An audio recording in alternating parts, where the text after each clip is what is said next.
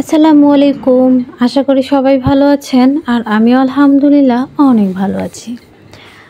তো আজকে এই যে দেখুন একটু ভাত নিয়েছি মানে রাইস কুকারের ডিশে যে ভাত রান্না করা হয় তো শেষে যে ভাতটা একদম চাপা পড়ে থাকে, আমি ভাত অন্য ডিশে বেড়ে নিই, তারপর নিচে যেটা থাকে সেটা পানি দিয়ে রেখে দিই, যখন নরম হয় সেটা রেখে দিই। তো মাঝে মাঝে একজন পাড়ার প্রতিবেশী রয়েছে, তার ছাগলকে নিয়ে যেয়ে দেয়, কিন্তু মাঝে মাঝে যখন নিয়ে যায় না তখন আমি গাছের গোড়ায় দিয়ে দিই, কারণ ভাতও নাকি গাছের জন্য অনেকটাই ভালো। মাঝে মাঝে লেবু গাছে আর কি দেওয়া হয়, খুব বেশি না, হঠাৎ একদিন। আর নিচ থেকে একটু মাটি নিয়ে আসলাম, গতকাল পেয়ারা গাছ লাগিয়েছিলাম,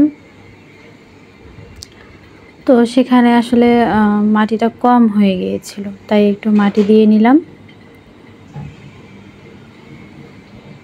আসলে ক্যারেটগুলো একদম ভরাট করে নিয়ে নিই, আস্তে আস্তে মাটি দিব, কারণ ফুল গাছ বা ফল গাছ যেটাই হোক না কেন প্রথমে নাকি ছোট পটে দিতে হয়। তো আমি একেবারে বড় ক্যারেটে দিয়ে ফেলেছি, তাই অল্প অল্প করে মাটি দিয়ে রাখতেছি।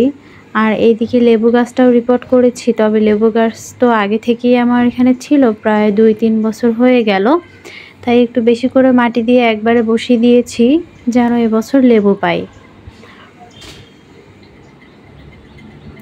আর এদিকে লাউ গাছের যে বীজগুলো বসিয়েছি, তো গাছগুলো একদম বৃষ্টিতে যদি ভেঙে যায় বা নষ্ট হয়ে যায়, তাই ক্যারেটটা দিয়ে সামান্যতম একটু ঢেকে রেখেছি, খুব বেশি একদম চাপা দিয়ে রাখিনি।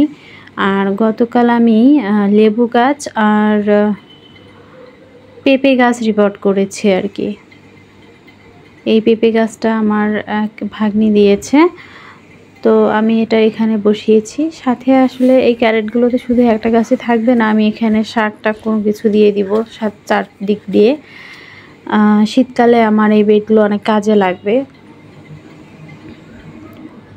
তো বেশি মাটি দিব না, হালকা একটু মাটি দিয়ে রাখবো, আস্তে আস্তে মাটি বাড়াবো। আসলে এতগুলো মাটি বা কোথায় পাওয়া যাবে। আমি যেহেতু শীতকালের জন্য প্রস্তুতি নিচ্ছি, একটা একটা করে ক্যারেট বা একটা একটা করে বেড রেডি করতেছি, তো সেগুলোতে নিচে সবজির খোসা বা শুকনো পাতা এগুলো দিয়ে আস্তে আস্তে প্রত্যেক দিনে আসলে একটা করে বেড রেডি করা হয়। তো সেগুলো নিচে কোনো কিছু দিয়ে উপরে একটু করে মাটি দেওয়া হয় আর কি। তো সেক্ষেত্রে যদি আমি সব মাটি একেবারে একটা ক্যারেটে দিয়ে শেষ করে ফেলি, তো আমি আর মাটি কোথায় পাবো? আসলে মাটি পাওয়াটাও দুষ্কর।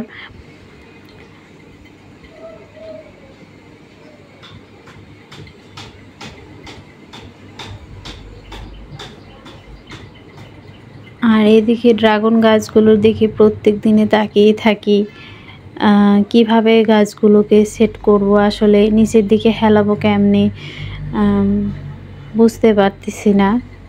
নতুন বাগানি হলে যা হয় আর কি।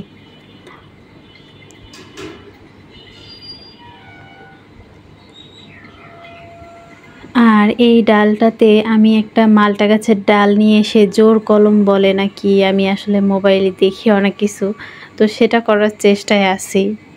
একটা মালটা ডাল দেখি কোথা থেকে জোগাড় করা যায় কিনা। অবশ্য মালটা গাছ আমি কিনবো নার্সারিতে গেলে, কিন্তু সময় লাগবে আর কি, হুট করে বললেই তো আর নার্সারিতে যাওয়া যায় না। আর লেবু গাছটা দেখুন একদম দেখার মতো। এই যে এই পটটাতে আমি বসিয়েছি, এই টবটাতে। তো গাছটা আমি অনেকবার কাটিং করেছি, নিচের ডালপালা একটুও রাখিনি, শুধু উপরের দিকে রেখেছি, এবং উপরে মানে ছাদে ওঠার আগেও আমি অনেক ডালপালা কেটে ছেটে তারপর তুলেছি। দেখুন আবারও নতুন পাতা বের হয়ে সুন্দর একটা শেপ এসেছে। আর এদিকে দেখুন এই গাছটা, এটা হচ্ছে গন্ধরাজ। তো গন্ধরাজ গাছে এই সময় ফুল হয় কিনা জানি না, তবে আমার গাছে সুন্দর কুঁড়ি এসেছে। শীতকালে কুঁড়ি এসেছিল কিন্তু সেটা ঝরে পড়েছে আর হয়নি। তবে এবার আগাম শীতে দিবে কিনা জানি না। গন্ধরাজ ফুল আসলে কখন হয় আমার সে অভিজ্ঞতা নেই এখন। তো দেখা যাক কবে ফুল পাওয়া যায়। আর প্রত্যেক দিনে 2-1টা করে ঢ্যাঁড়স পাই, ঢ্যাঁড়স ওরফে ভেন্ডি।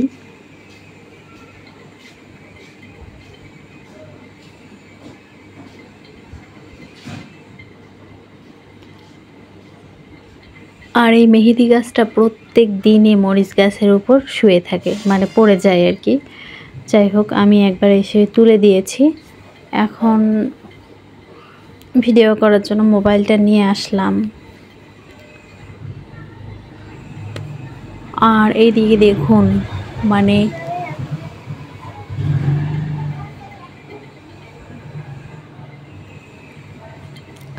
এখন অবশ্য অনেক বেলা হয়ে গিয়েছে, কিন্তু তারপরও দেখুন ফুল এখনও রয়েছে। বেশ মন কাড়া ফুল, কিন্তু প্রত্যেক দিনই এই ফুলগুলো বাগানে আসলেই দেখতে পাই। তবে এই ফুল গাছগুলো নিচে দেওয়া হয়েছে কারণ ওইদিকে আমার 2-3টে টব পড়ে গিয়েছে। তো অনেক বাতাস উঠেছিল, এই যে এদিকে 2-3টে টব পড়ে গিয়েছে আমার। তো সেগুলো আসলে তুলতে হবে, আসলে মনে থাকে না, যার কারণে নিয়ে আসা হয় না। আর নিচে যেহেতু দেওয়া হয়েছে তাই অনেক ফুল মানে কেমন হয়ে গিয়েছে। আর আসলে এই গাছগুলো এখন কাটিং করে দিলে আরও ফুল পাওয়া যাবে কিনা সেই সন্দেহে আসলে কাটিং করা হয় না, মানে কেটে দিলে হয়তো বা নাও হতে পারে, যেহেতু শীতকাল সামনেই। যেটুকু ফুল পাচ্ছি সেটাই আলহামদুলিল্লাহ, বেশি চাইতে গেলে হয়তো বা নাও পেতে পারি, তাই না? তাই আর কি কেটে দেই না।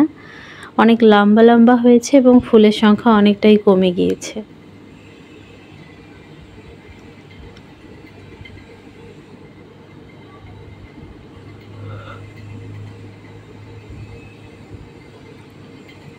আর কাটিংগুলো প্রতিনিয়ত বড় হচ্ছে, কিন্তু আমি আসলে বসানোর মতো এখনও কোনো কিছুই কিনতে পারিনি বা জোগাড় করে উঠতে পারিনি।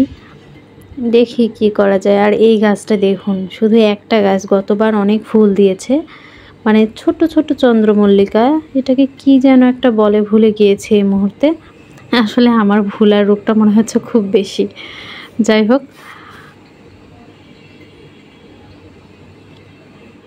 তো দেখলাম এখানে 2-3টে শুধু ডগা রয়েছে, সেগুলোতেই এই সুন্দর ব্রাঞ্চগুলো বের হয়েছে, খুবই সুন্দর লাগতেছে। তো আমি ওই গাছটা থেকে একটাও চারা করিনি। আমি আগের যে চন্দ্রমল্লিকা, মানে বড় বড় চন্দ্রমল্লিকা, সেগুলোর থেকে কাটিং বসিয়েছি এবং চারা করতেছি। ভাবতেছি এটার থেকেও একটু কাটিং বসিয়ে দিব।